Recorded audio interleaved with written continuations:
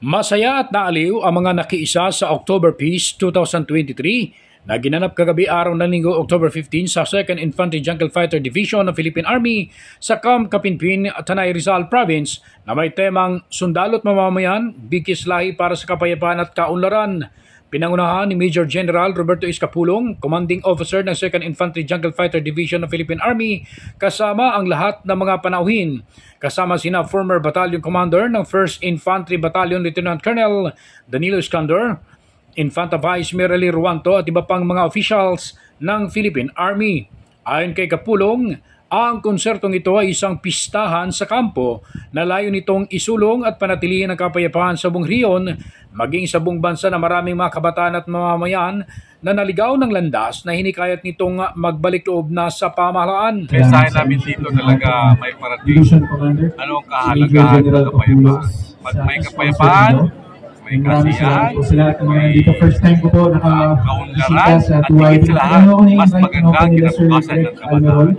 Aniya, magandang kinabukasan ng naghihintay sa mga naligaw ng landas kapag tuluyan na nilang iwanan ang mga makakaliwang grupo tulad na lamang ng teroristang NPA. Naging emosyonal na mga nagandog ng awiting Balik Loob Kabataan si Miss Christine na dating miyembro ng makakaliwang grupo na nalinlang sa mga matatamis na pangako ng NPA.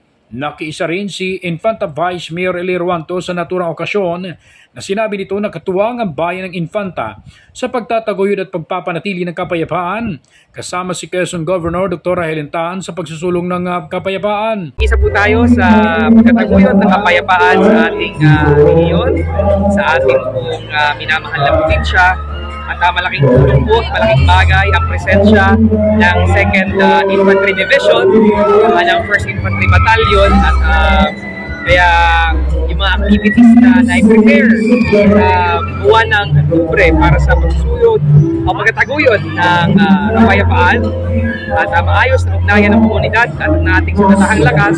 Kaya buong puso po natin at buong lakas na sinusuportahan kasama po ni Governor Dr. Helen. Sa katunayan, ang lalawigan ng Quezon ay naideklara na bilang insurgency-free at patuloy na ibinababa ng pamahalaan ng mga magagandang programa para sa mga kapatid nating nagbalik loob na sa pamahalaan. Ganon din sa mga natitira pa na nasa kabundukan na hinikayat nitong magbalik loob na dahil naghihintay nito ang magandang kinabukasan at may pag-asang tulong mula sa pamahalaan. Pinasaya rin ni Irwanto ang mga taga-Camp Kapinpin dahil bitbit nito sina Big Mouth na nakilala sa Pilipinas Got Talent at sa iba pang international show.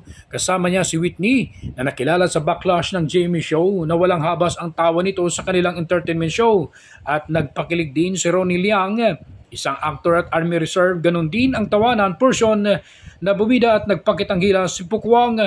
Tampok din ang iba't ibang banda mula sa mga infantry battalion na sakop ng 2nd Infantry Division na nagpasiglaban sa tugtugan at tuduhataw. Sa sayaw naman ang crowd dahil sa mga magagandang nitong tugtugan. Ronda balita mula sa lalawigan ng Quezon. Ako si J.R. Narit, naghahatid ng mahalagang impormasyon at balitang totoo.